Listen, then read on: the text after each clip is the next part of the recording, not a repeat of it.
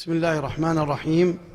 الحمد لله رب العالمين، والصلاة والسلام على أشرف الأنبياء والمرسلين. نستضيف في هذه الندوة المباركة وبحضور والدنا سماحة الشيخ عبد العزيز بن عبد الله آل الشيخ صاحب الفضيلة، معالي الشيخ عبد الله بن محمد بن خنين، عضو هيئة كبار العلماء، في محاضرة وهي بعنوان فضل الإصلاح بين المسلمين. وما أجمل المحاضرات واللقاءات في استضافة أعضاء هيئة كبار العلماء، والتي يسعى القائمين على وزارة الشؤون الإسلامية والدعوة والإرشاد في استضافة أعضاء هيئة كبار العلماء وربط الجيل مع علمائهم ليتلقون منهم التوجيه ويصدرون عنهم الأقوال الصحيحة السائرة على منهج السلف الصالح. فليتفضل شيخنا وفقه الله لما يحب ويرضى. الحمد لله رب العالمين، والصلاة والسلام على أشرف الأنبياء والمرسلين، نبينا محمد وعلى آله وصحابته أجمعين.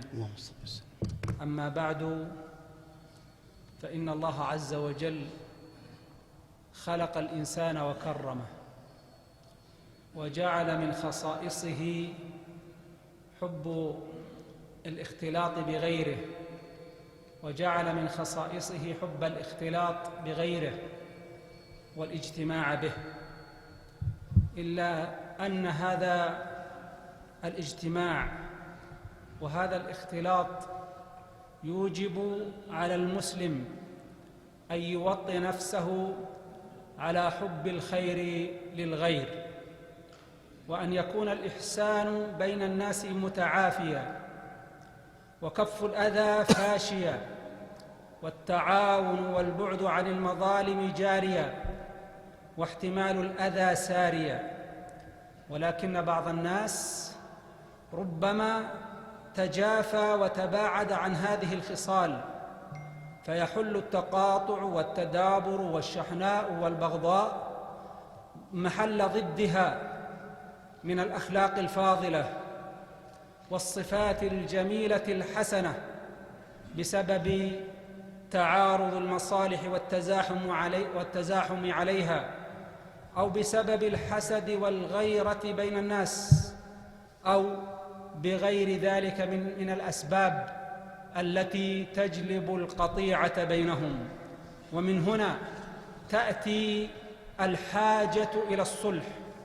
والصلح كلمة سهل نطقها وعظيم معناها ونفعها، وهو يشتمل على كل معاني الخير وجميل الخصال، إزالة للشحناء، وقطعا للخصومات، ونشرا للمودة والرحمة والتحاب والتعاون والهدوء والسكينة بين المسلمين. فلا غرو أن ينال الصلح الاهتمام البالغ والأهمية الكبيرة في الشريعة الإسلامية، وتجد نطاقه يتسع ليشمل جهات متعددة. فإذا نشبت الحروب وأعلنت أوزارها بين طوائف من المسلمين وادلهمت الخطوب، وجدت القرآن الكريم يدعو بالصلح ويدعو إلى تجنب لظاها ومفاسدها التي تهلك الحرث والنسل، كما قال الله عز وجل: وإن طائفتان من المؤمنين اقتتلوا فأصلحوا بينهما. وإذا عصفت بالحياة الزوجية العواصف وحلت محلها المشاجرات بدلاً من الهدوء والسكون والطمأنينة، وجدت القرآن الكريم يدعو إلى الصلح، حفاظاً على كيان الأسرة المسلمة التي يستظل بها الزوجان ويتمتعون بفوائدها كما يستظل بظلها الأولاد، وما يتحقق فيها من المصالح الخاصة والعامة. فجاء النداء القرآني بالمسارعة إلى الإصلاح والحفاظ على كيان الأسرة، كما قال الله عز وجل: وإن خفتم شقاق بينهما فابعثوا حكما من أهله وحكما من أهلها إن يريدا إصلاحا يوفق الله بينهما إن الله كان عليما خبيرا. فهي دعوة إلى المسلمين للمسارعة إلى إطفاء نار الفتنة في البيت المسلم بالصلح، وهي دعوة إلى أن ينصب الزوجان إن أمكن حكما من أهله وحكما من أهلها، أو أن يبعث ذلك القاضي إذا ترافع عليه، أو أن يقوم بذلك أحد من صالح المسلمين من جيران وغيرهم ليطفئوا نار الفتنة في هذا البيت المسلم بالصلح والتقارب بينهما. وكذا الحال إذا خافت المرأة من بعلها نشوزا أو إعراضا وتطلب الحال الصلح، كان للزوجين بمحض إرادتهما التعافي عن بعض الحقوق، كما قال الله عز وجل: وإن امرأة خافت من بعلها نشوزا أو إعراضا فلا جناح عليهما أن يصلحا بينهما صلحا والصلح خير. وكل ذلك يبين مكانة الصلح وأن له أهمية كبيرة ومكانة عظيمة. وهكذا إذا وقعت بين بعض أفراد المجتمع القطيعة والشتات والشحناء والبغضاء، بدلاً من التواد والتراحم والتعاطف، وجدت دعوة الإسلام إلى الإسراع بالإصلاح بين هؤلاء، كما قال الله عز وجل: إنما المؤمنون إخوة فأصلحوا بين أخويكم واتقوا الله لعلكم ترحمون. ويتأكد الصلح عند الاشتباه في الحقوق بالاختلاط في المشاركات والمواريث، وذلك لما أخرجه الإمام أحمد وأصحاب السنن من حديث أم سلمة رضي الله عنها قالت: جاء رجلان من الأنصار يختصمان إلى رسول الله صلى الله عليه وسلم في مواريث بينهما قد درست ليس بينهما بينة، فقال رسول الله صلى الله عليه وسلم: إنما أنا بشر وإنكم تختصمون إلي، فلعل بعضكم أن يكون ألحن بحجته من بعض، فأقضي له على نحو مما أسمع، فمن قضيت له من حق أخيه شيئا فلا يأخذه، فإنما أقطع له به قطعة من النار. فبكى الرجلان وقال كل واحد منهما: حقي لك. فقال لهما النبي صلى الله عليه وسلم: أما إذ فعلتما ما فعلتما فاقتسما وتوخيا الحق ثم استهما ثم تحالا. انتهى الحديث. وهذا واضح الدلالة على الصلح على الحقوق عند الاشتباه، وكيف أن النبي صلى الله عليه وسلم سعى للإصلاح بينهما، إذ قال: أما إذ فعلتما ما فعلتما فاقتسما وتوخيا الحق ثم استهما ثم تحالا. فالصلح خير لأنه يقطع النزاع في حق مشتبه فيه، بل الصلح جائز على الصحيح ولو مع استنارة الحجة.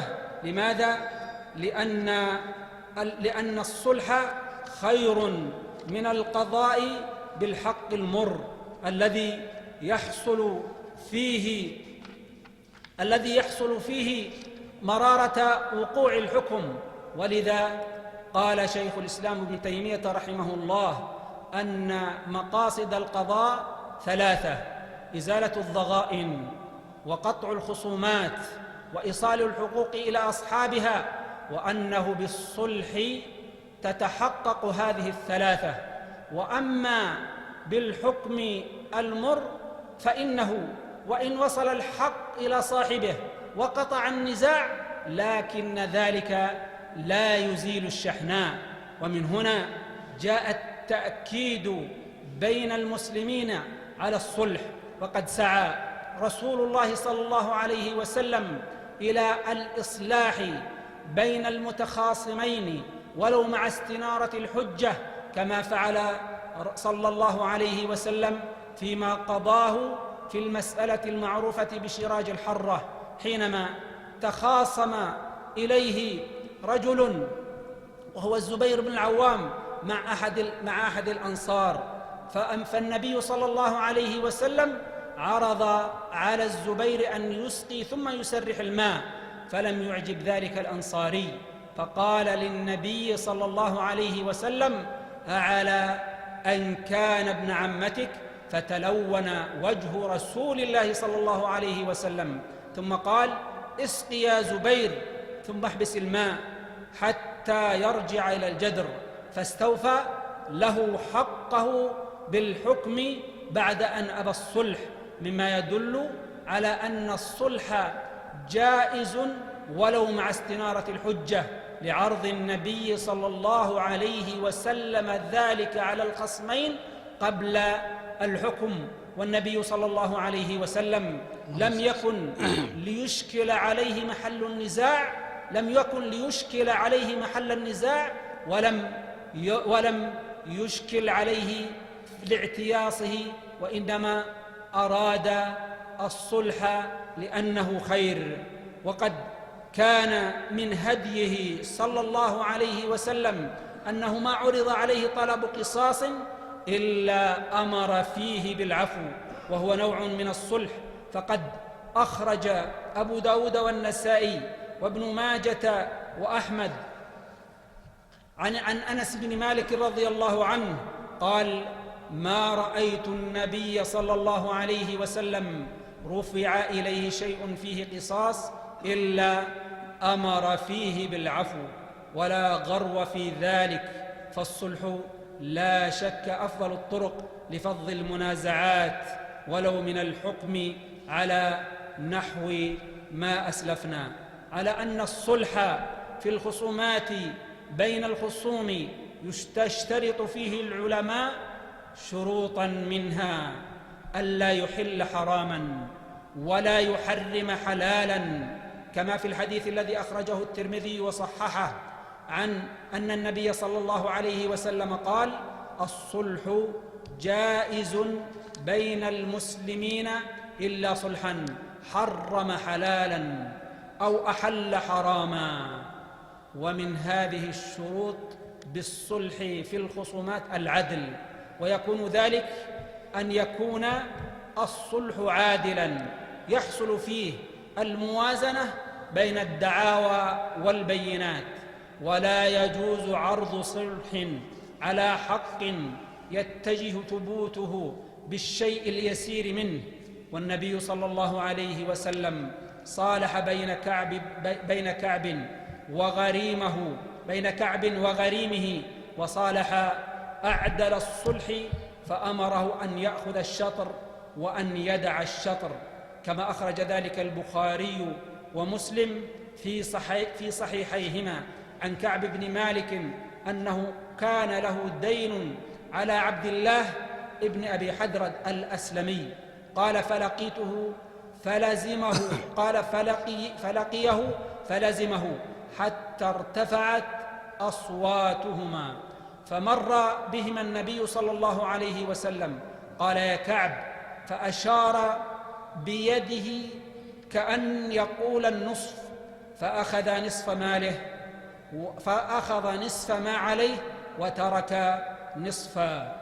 وقال ابن حجر تعليقا على هذا الحديث كما في شرحه لصحيح البخاري، قال ابن بطال: لهذا الحديث أصل لقول الناس خير الصلح الشطر.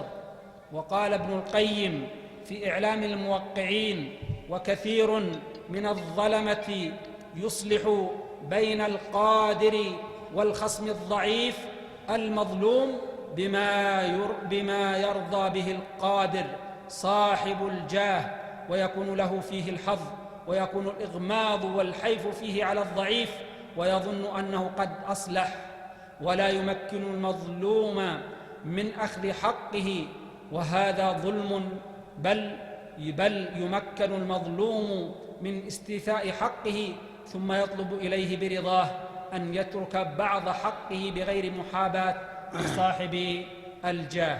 وثالث هذه الشروط الرضا التام من غير إكراه ولا تخجيل، فإنه لا يجوز الإكراه على الرضا بالتعاقد في الحقوق، لأن الصلح عقد، والصلح يشترط فيه الرضا. ولذلك قال ابن القيم رحمه الله: فالصلح الجائز بين المسلمين هو الذي يعتمد فيه رضا الله سبحانه وتعالى ورضا الخصمين، فهذا أعدل الصلح وأحقه، وهو يعتمد العلم والعدل، فيكون المصلح عالما بالوقائع عارفا بالواجب قاصدا للعدل، فدرجة هذا أفضل من درجة الصائم القائم. وأما رابع هذه الشروط من الصلح في الخصومات فهو الوضوح، ومعنى ذلك أن يكون الأمر واضحا للطرفين، معروف لهم الحق، ولا يعني ذلك عدم الصلح في المشتبه، فقد مضى ذلك، ولكننا نتحدث عن الصلح إذا كان مع استنارة الحجة، فينبغي أن يكون فيه وضوح وبيان، بألا يلبس على المصالح ليتنازل عن حقه لأجل هذا التلبيس ونفسه لم تسخو بذلك. ولذلك قال العز ابن عبد السلام في قواعده أن القاضي إذا أمر بما هو محبوب فليبين للمأمور به أنه ليس بواجب عليه، وهذا محض الوضوح والبيان الذي أكدته الشريعة الإسلامية في الصلح في الخصومات. وأما الدعوة إلى الصلح وتأكيد ذلك في شريعة الإسلام فقد دعا إلى المصالحة بين المختلفين، كما في قول الله عز وجل: لا خير في كثير من نجواهم إلا من أمر بصدقة أو معروف أو إصلاح بين الناس، ومن يفعل ذلك ابتغاء مرضات الله فسوف نؤتيه أجرا عظيما.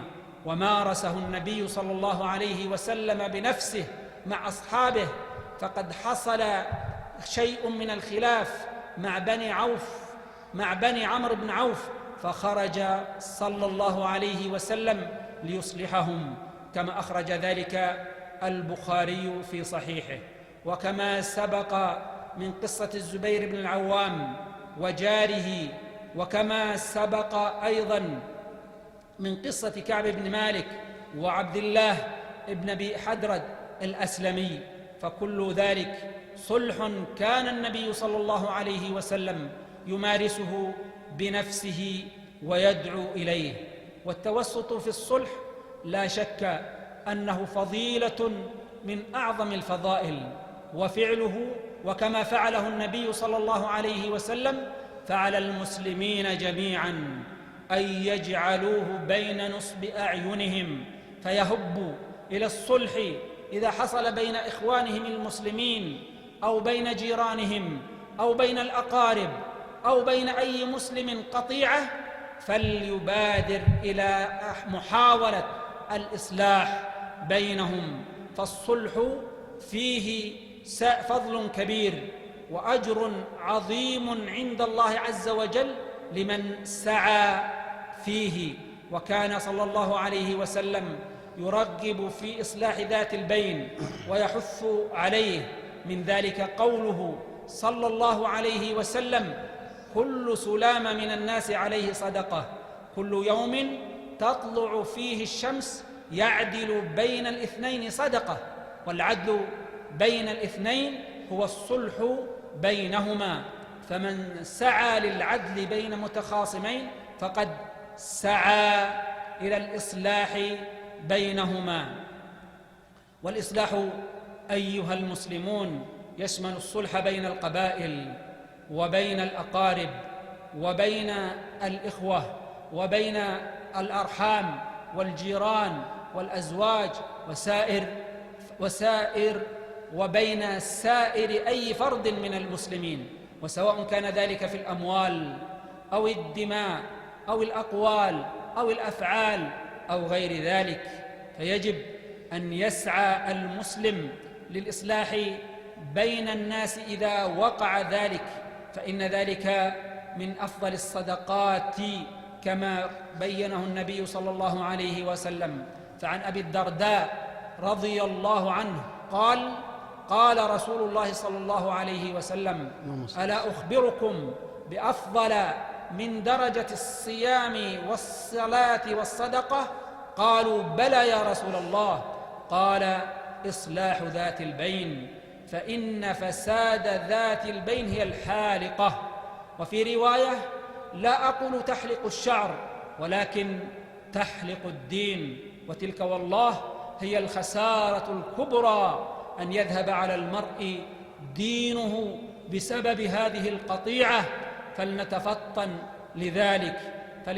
لذلك من يقع في القطيعة، وليتفطن لذلك من يسعى إلى الصلح، كيف أنه يباشر عملا صحيحا. فعلى المسلم أن يسعى إلى ذلك، وألا يهدأ حتى يصل إلى درجة الصائمين القائمين والمتصدقين التي وعد بها رسول الله صلى الله عليه وسلم للساعين للإصلاح بين الناس. ففي حديث عبد الله بن عمرو رضي الله عنه قال: قال رسول الله صلى الله عليه وسلم: أفضل الصدقة إصلاح ذات البين.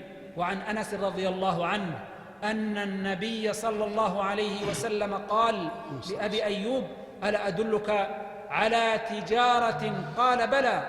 قال: صل بين الناس إذا تفاسدوا، وقرب بينهم إذا تباعدوا. وقد قال الإمام الأوزاعي رحمه الله في أهمية الصلح ومكانته وفضله: ما خطوة أحب إلى الله عز وجل من خطوة في إصلاح ذات البين. ونقف أو نتوصل عند آداب الصلح. ما هي الآداب التي يراعيها المصلح حينما يحاول الإصلاح بين الناس، حينما يحاول إلى التقريب بينهم وإلى إزالة الضغائن بينهم؟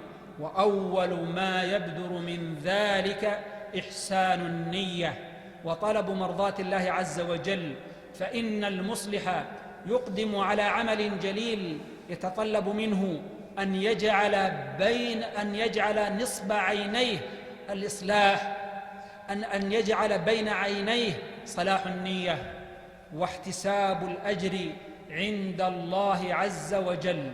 والله عز وجل يقول وقوله الحق: لا خير في كثير من نجواهم إلا من أمر بصدقة أو معروف أو إصلاح بين الناس، ومن يفعل ذلك ابتغاء مرضات الله فسوف نؤتيه أجرا عظيما. وتأملوا قول الله عز وجل: ومن يفعل ذلك ابتغاء مرضات الله، فيه حسن النية، طلب حسن النية ممن يسعى بالإصلاح بين الناس. ثم وعد الله عز وجل على ذلك بقوله: فسوف نؤتيه أجرا عظيما. وكما ذكر الله عز وجل في الإصلاح بين الزوجين حينما قال: وإن خفتم شقاق بينهما فابعثوا حكما من أهله وحكما من أهلها إن يريدا إصلاحا يوفق الله بينهما. وتأملوا قول الله عز وجل: إن يريد إصلاحا يوفق الله بينهما.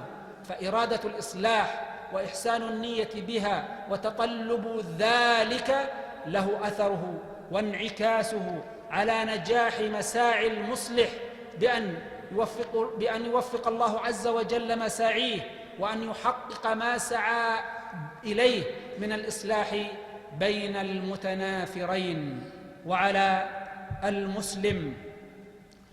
المسلم حينما يسعى للصلح أن يتأدب بأدب آخر ذكره العلماء، وهو أن يحافظ على سرية المتصالحين، فيكتم أمره ولا يخبر هذا بما قال هذا، يكتم أمرهما، ولا يجوز له أن يسعى بنقل الكلام بينهما، فإنه هنا انقلب، إذا سلك هذا المسلك بدل أن يكون مصلحا انقلب إلى مفسد، لأنه أصبح بنقل كلام هذا إلى هذا مما يوحش الصدور ويوغرها، أصبح يشحن الصدور ويؤكد القطيعة، بدلاً أن يسعى إلى الإصلاح بين المتخاصمين وأن يسعى إلى إزالة القطيعة.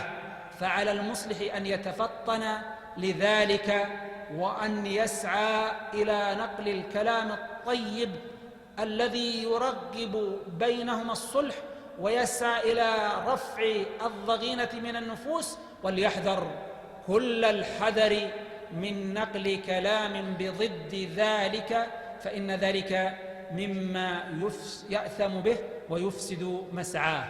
وهكذا المصلح في حاجة إلى الصبر على المعاناة فيما يسعى إليه من إصلاح المتخاصمين، فقد يجد منهم الجفوة، وقد يجد منهم الغلظة، وقد يجد منهم الإعراض وعدم الاستجابة، وعليه في كل الأحوال أن يصبر ولا ييأس، فمن صبر ظفر، وبالصبر تنال الإمامة في الدين والدنيا. والله عز وجل يقول: والصلح خير وأحضرت الأنفس الشح.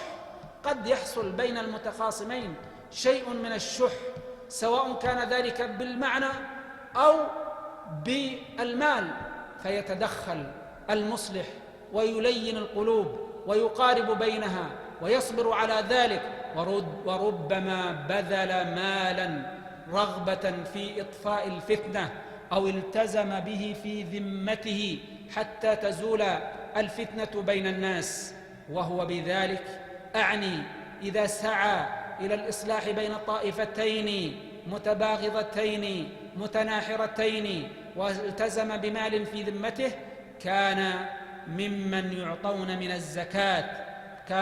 يعطون من الزكاة كما جاء ذلك في كتاب الله عز وجل في قوله: إنما الصدقات للفقراء والمساكين والعاملين عليها والمؤلفة قلوبهم وفي الرقاب وفي سبيل الله وابن السبيل فريضة من الله. والشاهد منه في قول الله عز وجل: والغارمين، فإن الغارم هو من يغرم لإصلاح ذات البين، كما أنه يكون ممن يغرم لنفسه.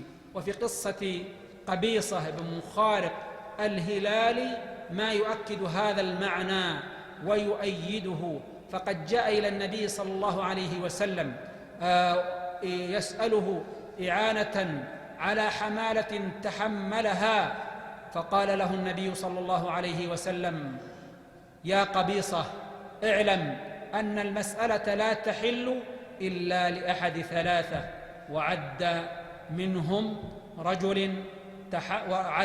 رجلا تحمل حمالة فحلت له المسألة حتى يصيبها ثم يمسك، فدل ذلك على أن الساعي في الخير يعان أيضا من الصدقة والإحسان إذا التزم بمال في ذمته.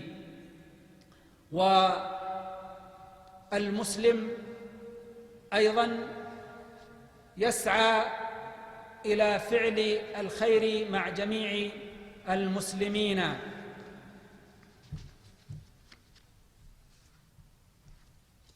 ومما أيضا ومما أيضا من آداب المصلح أن لا ينسى المنصوح من القطيعة بالتذكير والوعظ حتى يلين قلبه ويذهب ما به ويذلله بالدين وشريعة المسلمين.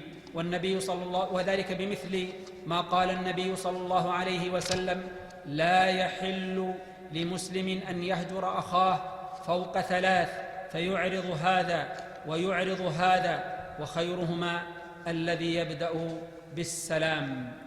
فالمسلم لا شك يسعى إلى المبادرة بالصلح مع أخيه، لأنه يجد أن ذلك أجر له من الله عز وجل إذا سابق وبادر إليه. وهكذا مثل قول النبي صلى الله عليه وسلم: تفتح أبواب الجنة يوم الاثنين ويوم الخميس فيغفر لكل عبد لا يشرك بالله شيئا إلا رجلا كانت بينه وبين أخيه شحناء، فيقال: أنظروا هذين حتى يصطلحا، أنظروا هذين حتى يصطلحا، أنظروا هذين حتى يصطلحا. كررها في الحديث 3 مرات، مما يدل على أهمية ذلك ومكانته، وأن المسلم ينبغي أن يذكر أخاه المسلم بهذا الأمر، وأن يلين الطرف الثاني إلى هذه الموعظة. وهكذا يذكرهم أيضا بمثل قول الله عز وجل: ولا تستوي الحسنة ولا السيئة ادفع بالتي هي أحسن فإذا الذي بينك وبينه عداوة كأنه ولي حميم وما يلقاها إلا الذين صبروا وما يلقاها إلا ذو حظ عظيم وإما ينزغنك من الشيطان نزغ فاستعذ بالله إنه هو السميع العليم. فالله عز وجل يبين في هذه الآية أنه لا تستوي الفعلة الحسنة ولا الفعلة القبيحة، وأن المسلم حري به أن يعفو عمن أساء إليه، وأن يدفع السيئة بالحسنة، بالغفران، بالتجاوز، بالنسيان، بخاصة إذا كان مما يتجاوز عنه، واعتذر من فعل ذلك عن فعلته. ثم يخبر الله عز وجل بثمرة ذلك، وأنه بهذا الأمر بالعفو والتسامح والتجاوز عن السيئات ينقلب العدو صديقا بل حميما. وأخبر الله عز وجل أن مثل هذه الصفات والتغلب عليها إنما تكون من الصابرين، وأنه لا يصبر عليها ولا يلقاها إلا ذو حظ عظيم عند الله عز وجل. وحذر الله عز وجل من شبهات الشيطان التي يلقيها في نفوس الناس بألا يلينوا في أيدي أخوانهم وألا يصلحوا معهم، وأن ذلك ربما كان ضعفا أو انهزاما أو غير ذلك، بل أكد على التجافي والتجاوز عن الخطايا. وأخبر الله عز وجل بأن الإنسان لا يلتفت إلى نزغات الشيطان، كما قال الله عز وجل: وإما ينزغنك من الشيطان نزغ فاستعذ بالله إنه هو السميع العليم. ومن الآداب التي ينبغي للمصلح أن يسلكها التورية والمعاريض في الحديث لمن يتوسط بينهم في الإصلاح، وذلك بأن يوري أو يعرض في الحديث بما ليس حقيقة فيظهره بمعاريضه وتوريته كأنه حقيقة. بل ذكر العلماء أنه لو كذب بما ليس فيه إسقاط حق ولا أكل مال ومما لا يقعد حقا ولا يقيم باطلا لأجل الإصلاح بين الناس جاز ذلك. واستدلوا بما أخرجه الشيخان عن أم كلثوم بنت عقبة ابن أبي معيط رضي الله عنها أنها سمعت رسول الله صلى الله عليه وسلم يقول: ليس الكذاب الذي يصلح بين الناس ويقول خيرا وينمي خيرا. ومعنى وينمي خيرا أن يبلغ خيرا. وفي رواية عنها قالت: قال رسول الله صلى الله عليه وسلم: لم يكذب من نما بين اثنين ليصلح، نما أبلغ الخبر، كما سمعتم تفسيره من ذي قبل. ولذلك إذا جاء المصلح إلى أحد المتقاطعين وقال: سمعت أن فلانا الذي كان بينه وبينه قطيعة يثني عليك بالخير ويؤيدك في كذا وكذا مما هو محبب إليه في نفسه، وأنه يقول: لو مد أخي إلي يده لمددت يدي إليه، ونحو ذلك من الألفاظ الطيبة والتي تلين القلوب وتبعد التجافي بين الناس، فإن ذلك ولا شك حسن ولا يعد مذموما، بل هذا أمر مباح. ولكن كل هذا فيما لا يتعلق بالحقوق التي من الأموال ونحوها مما لا يجوز تساقطها إلا برضا تام، فإن الكذب فيها لا يجوز. وقد سمعتم في السابق القيد على ذلك مما لا يقعد حقا ولا يقيم باطلا. وأما ثمرات وفوائد الإصلاح فالإصلاح له ثمرات وفوائد ترجع على الناس وعلى المتقاطعين، من ذلك إحلال التعاون والتراحم والتواصل والتناصح بين المسلمين بدلا من التشاحن والتباغض والتدابر التي ورد النهي عنها في ما رواه الشيخان في صحيحيهما عن أنس بن مالك رضي الله عنه قال: قال رسول الله صلى الله عليه وسلم: لا تباغضوا ولا تحاسدوا ولا تدابروا وكونوا عباد الله إخوانا، ولا يحل لمسلم أن يهجر أخاه فوق 3. فالمسلمون إذا تصالحوا وتركوا القطيعة وعادوا إلى حالهم قبلها من الحب والوئام حصل لهم من ذلك خير كثير، فهم في تناصحهم كالمرايا المتقابلة تنعكس صور بعضها في بعض، وهم في تراحمهم وفي توادهم وفي تعاطفهم كالجسد الواحد، إذا اشتكى منه عضو تداعى له سائر الجسد بالسهر والحمى، كما أخبر بذلك رسول الله صلى الله عليه وسلم حينما قال: مثل المؤمنين في توادهم وتراحمهم وتعاطفهم مثل الجسد إذا اشتكى منه عضو تداعى له سائر الجسد بالسهر والحمى. والمسلمون في تعاونهم وتكاتفهم بعد تصالحهم كالأيدي يغسل بعضها بعضا، وكالبنيان يشد بعضه بعضا، كما أخرج ذلك الشيخان عن النبي صلى الله عليه وسلم أنه قال: المؤمن للمؤمن كالبنيان يشد بعضه بعضا. وزاد البخاري: وشبك بين أصابعه.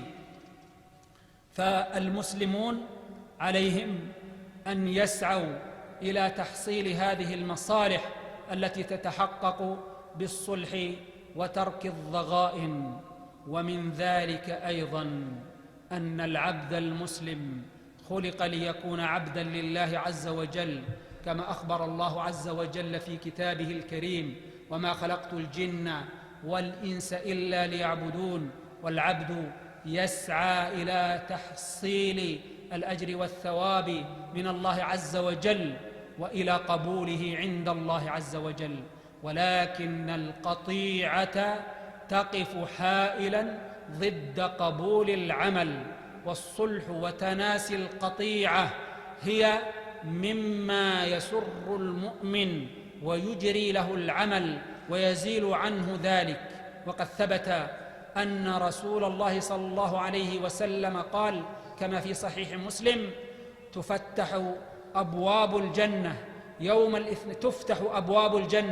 يوم الاثنين ويوم الخميس، فيغفر لكل عبد لا يشرك بالله شيئا إلا رجلا كانت بينه وبين أخيه شحناء، فيقال: أنظروا هذين حتى يصطلحا، أنظروا هذين حتى يصطلحا. فكررها النبي صلى الله عليه وسلم، مما يدل على أهمية ذلك، وأن المسلم يسارع إلى ترك القطيعة بينه وبين أخيه حتى لا توقف أعماله وهو يسعى ويقوم بحق الله عز وجل في صلاة وصيام من فرض ونافلة، ولكن أجرها يوقف بسبب القطيعة. فإذا ترك القطيعة صارت وفتحت لها الأبواب عند الله عز وجل. ومن ذلك من ثمرات الصلح والإصلاح الراحة والطمأنينة وتدفق الخير على الإنسان، فإن القطيعة سبب لمنع الخير، كما في الحديث الذي أخرجه البخاري في صحيحه عن عبادة ابن الصامت رضي الله عنه قال: خرج رسول الله صلى الله عليه رسول ليخبر الناس بليلة القدر،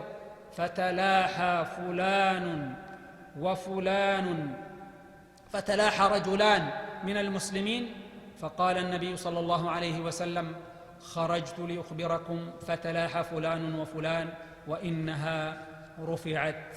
فالمسلم عليه أن يسعى لما يكون سبباً في قبول عمله وعدم رده، وما يكون له من الخير أيضاً. ثم أن من ثمرات ثم أيضاً يدل لذلك ما قاله النبي صلى الله عليه وسلم في الحديث الآخر، حديث أنس رضي الله عنه قال: سمعت رسول الله صلى الله عليه وسلم يقول: من سره أن يبسط له في رزقه وأن ينسأ له في أثره فليصل رحمه. والحديث متفق عليه، وهو يدل على أن الصلة وترك القطيعة أجرها عند الله عز وجل عميم على المسلم في الدنيا والآخرة، في عمره وفي ماله. من سره أن يبسط له في رزقه أو ينسأ له في أثره فليصل رحمه. وليس بسط الرزق بكثرته ولا طول العمر بكثرة السنين، كما قد يشكل على البعض أن فلانا هو من أهل الصلة ولكن عمره قليل، أو أنه فقير، ونحو ذلك من الشبهات التي تعرض له. وإنما المراد بذلك كله البركة فيهما، فقد يكون الإنسان قليل المال ولكن يبارك له فيه، يقضي به الحوائج ويتصدق منه ويصل به رحمه. وقد يكون عمره أيضا مع صلته أقل من غيره ممن لا يتصفون بهذه الصلة، ولكن المراد أنه وفق في عمره للطيبات الصالحات التي ترفع بها الحسنات وتمحى بها السيئات، فكان ذلك بركة في عمره وحظا له في دينه ودنياه. فليحرص المسلم على الصلة والتواصل، وليهجر القطيعة والتقاطع، وليحرص المسلمون جميعا على الصلح والمصالحة بين المسلمين، ولا يمل الإنسان من القيام بهذا العمل والسعي فيه حتى لا يقر له قرار ولا يهدأ له بال، وهو يعلم أن ثم قطيعة بين متقاطعين، وهو قادر على السعي في الإصلاح بينهم وإلى إحلال المودة بدلاً من القطيعة. أسأل الله عز وجل أن ينفعنا جميعاً بما علمنا، وأن يغفر لنا ولوالدينا، إنه سميع مجيب. وصلى الله وسلم على نبينا محمد وعلى آله وصحابته أجمعين. شكر الله لمعالي الشيخ هذه المحاضرة القيمة. وأما الآن سيتعليق عند فضيلة الشيخ عبد الله بن عبد العزيز آل الشيخ.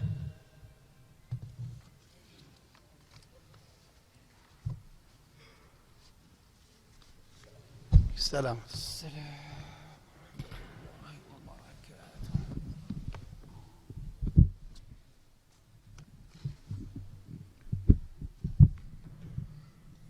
بسم الله الرحمن الرحيم. الحمد لله رب العالمين، والصلاة والسلام على أشرف الأنبياء والمرسلين نبينا محمد وعلى آله وأصحابه أجمعين والتابعين لهم بإحسان إلى يوم الدين، وسلم تسليما كثيرا.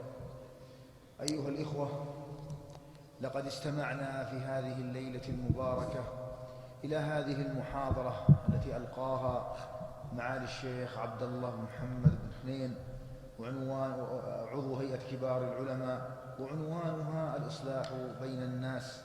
لا شك أيها الإخوة، وقد لا شك الشيخ قد بين بيانا واضحا حول ما يتعلق بالإصلاح ويتعلق بفضله، وذكر الأدلة من كتاب وسنة على فضل الإصلاح وثمرات الإصلاح. والشيخ كما هو معلوم قاض، وتمر عليه فيما مضى أمور كثيرة ما يتعلق بالصلح، ولا شك أن الشيخ جاد وأفاد. نسأل الله أن يجعل ذلك في ميزان حسناته، وأن يوفقه لكل خير، إنه على كل شيء قدير. أيها الإخوة، إن موضوع الصلح بين الناس، موضوع الصلح بين المسلمين، أمر في غاية الأهمية، أمر في غاية الأهمية، خصوصا في هذا الزمان الذي كثر فيه النزاع والخلاف والشحناء، ولا تكاد تمر المحاكم وأروقتها إلا وهي مليئة بالخلاف بين الناس. ولو أن الناس سلكوا مسلك الصلح بينهم قلت الخلافات فيما بينهم، وقل النزاع فيما بينهم، وصفت قلوبهم. ولكن للأسف الشديد أن كثيرا من الناس اليوم الخلاف يختلفون ويتنازعون في أمر يسير وأمر سهل كان في الإمكان الصلح فيه. ولذلك كان عمر رضي الله عنه يقول: ردوا الخصوم حتى يصطلحوا، فإن القضاء أو الحكم يورث القطيعة. فإن قد يكون أناس أو أقارب أو أهل بينهم أو إخوة بينهم نزاع وبينهم خلاف، ثم يحكم الحاكم بحكم ربما هذا الحكم يؤدي إلى قطيعة الرحم. فلو كان صلحا لما أدى إلى ذلك، بل يكون أقوى لصلتهما ولعلاقتهما فيما بينهما. أيها الإخوة، الصلح عظيم، والله سبحانه وتعالى قد جعل الناس وجعل المناجاة خيرها فيها الصلح، كما قال تعالى: لا خير في كثير من نجواهم إلا من أمر بصدقة أو معروف أو إصلاح بين الناس. فجعل الله الإصلاح بين الناس هو خير ما يتناجون فيه. وكذلك جعل الإصلاح بين الناس عمله فوائده أعظم من نوافل الصيام والصلاة والصدقة، كما قال النبي صلى الله عليه وسلم: بل أنبئكم بأعظم من الصيام والصلاة والصدقة، قال الإصلاح بين الناس، وهو خير الأعمال، كما قال النبي صلى الله عليه وسلم لما سئل عن خير الأعمال قال: الصلح أن تصلح بين متباعدين، وبين صلى الله عليه وسلم أهمية ذلك. وكذلك أيها الإخوة، من الأمور ومن فوائد ومن ثمرات الصلح أن الصلح صدقة من الإنسان على نفسه، كما قال صلى الله عليه وسلم: ما يصبح سلام على كل أحدكم فيعدل بين اثنين صدقة، أو كما قال صلى الله عليه وسلم. فإذا كان الإنسان حينما يصبح يعدل بين اثنين يتصدق بصدقة على نفسه، فما أعظم هذا من عمل وأعظمه من ثواب جزيل. وكذلك أيضا أن من فوائد الصلح ومن ثمراته أنه يجوز فيه الكذب.